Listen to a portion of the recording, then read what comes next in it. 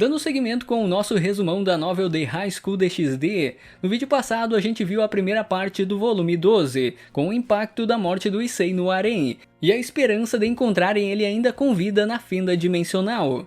Eu vou deixar a playlist com todos os vídeos de DxD em ordem na descrição, para quem quiser conferir. Então prepare a pipoca ou seja lá o que for que vocês prefiram comer e vamos continuar de onde paramos. Mas só espera mais um momento, porque antes de qualquer coisa, se quiser apoiar o canal com algo além da sua inscrição, considere virar um membro. Eu agradeço muito o seu apoio. Dito isso, vamos para a segunda parte do volume 12. Durante o andar desse volume temos um capítulo especial focado no Issei preso na fenda dimensional, mostrando que ele não estava realmente morto. Ele realmente teve o corpo destruído pela maldição de Samael, quando ele foi atingido pelo sangue amaldiçoado na batalha contra o Shauba. No entanto, graças ao Draig, ele teve sua alma selada na armadura do Busted Ogier, que realmente mostra o Issei desesperado por não ter mais um corpo. Mas o que entristece ele mesmo é o fato de não poder pegar nos opais das heroínas, não ter um corpo para isso. Esse é o grande problema dele. O Draig revelam que foram os antigos portadores do Busted Ogier, cujas almas residiam dentro da Sacred Gear, que se sacrificaram para protegê-lo da maldição de Samael. Por fim, o Dragão Vermelho também menciona que o corpo do Issei está sendo reconstruído dentro de um casulo, utilizando parte da carne do Grande Vermelho e os poderes da Office, que por coincidência o Grande Vermelho havia encontrado eles na fenda dimensional. Isso significa que ele poderá renascer com um novo corpo, potencialmente mais poderoso, porque terá uma mistura do poder da Office e do Grande Vermelho nisso, dois dos seres mais poderosos do universo de DxD, só isso, né? Só isso. Eu vou deixar para comentar melhor sobre esses novos poderes do Issei em outra ocasião. No caso, hoje vamos focar na guerra contra os monstros e a facção dos heróis, sendo literalmente a parte intermediária do volume 12. A gente não pode esquecer que durante esse tempo o submundo ainda estava em guerra contra os monstros criados pela Annihilation Maker. Mas antes de comentar sobre isso, é bom também deixar uma menção ao Sarzix, ao Dúlio, que é o anjo portador da Longino Zenith Tempest, e ao Azazel, que foram até a parte do submundo governada pelo deus Hades, onde os três confrontaram o deus sobre o seu envolvimento com a facção dos heróis, ajudando a libertar o Samael do seu selo. E obviamente o Hades ignora a acusação e tenta encerrar a conversa nesse momento. Mas o Sarzix propõe que ele permaneça sob vigilância até que a crise com os monstros no submundo fosse resolvida. O Hades até aceita a sugestão, mas com uma condição. Ele queria ver a verdadeira forma do Sarzix com todo o seu poder, com o Mao concordando com os termos, e alertando que qualquer um próximo a ele durante a transformação seria obliterado, simplesmente isso, obliterado. O irmão da Rias é tão poderoso que o simples fato de usar sua verdadeira forma já poderia afetar seres de classe Ultimate. Só é uma pena não termos um desenho oficial dessa forma dele. Eu acho que o autor errou completamente em não pedir uma ilustração para essa cena. É uma pena realmente. E assim que o Sarzix libera o seu verdadeiro poder, o santuário inteiro começa a tremer com rachaduras se espalhando pelo local, e com sua aura de destruição se manifestando intensamente. Sendo descrito na novel que ele se tornou a personificação do próprio poder da destruição, um ser tão avassalador que o deus Hades o reconheceu como superior ao antigo Lúcifer. E eu não consigo nem imaginar todo esse potencial do irmão da Rias. Seria incrível se ele fosse mais explorado em DxD, seria realmente incrível. Mas beleza, nesse momento o Hades também recebeu um relatório sobre uma batalha acontecendo contra o seu exército de Green Reapers. E através de uma visão mágica ele observa o Biko e seus aliados, incluindo o Gog Magog, a Kuroka, a Lefei e o Arthur Pendragon, enfrentando os ceifeiros. Basicamente, a equipe do Vale também sabia sobre esse envolvimento do Hades e direcionaram a batalha deles para destruir os ceifeiros do deus grego. Fora que ao mesmo tempo, as forças das três facções e seus aliados começaram a repelir os monstros da Annihilation Maker.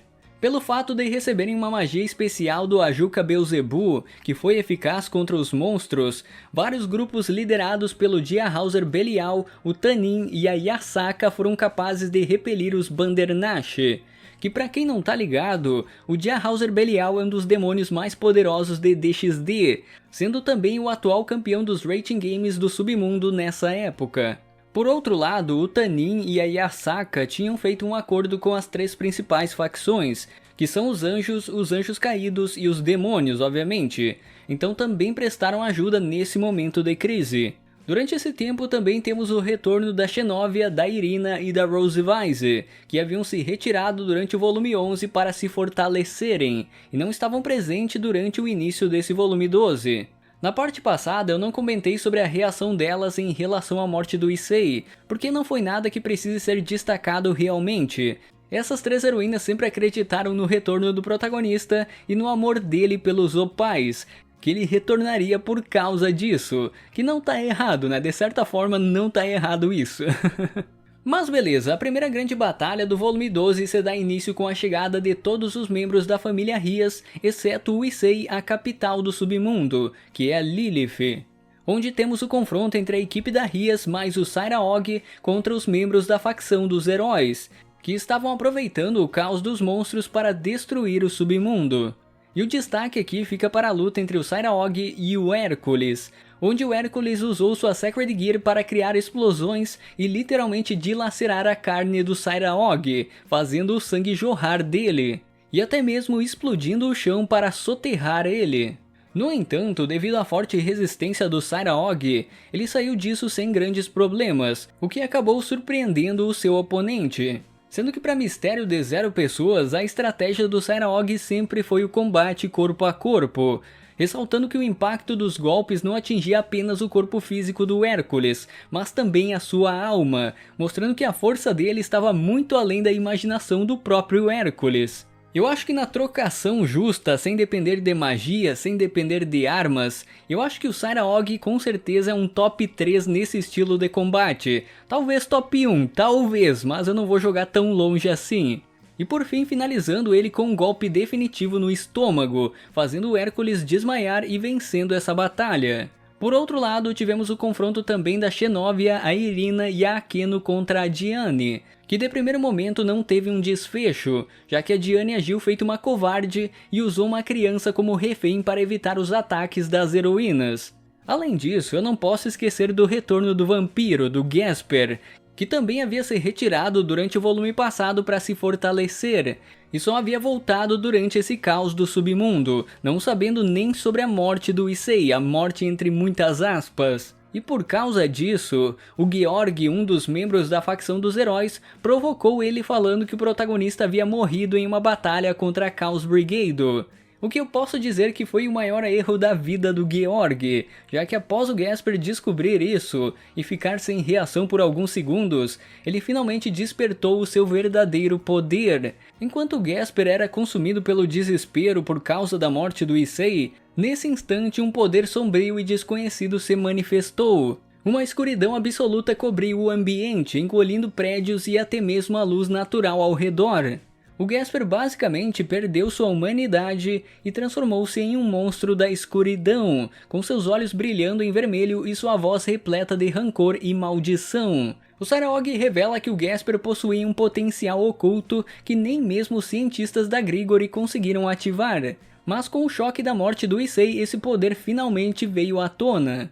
O Georg até tenta desesperadamente conter o Gasper, utilizando magias ofensivas de sua Longinus, que é a Dimension Lost, mas foi tudo inútil, literalmente.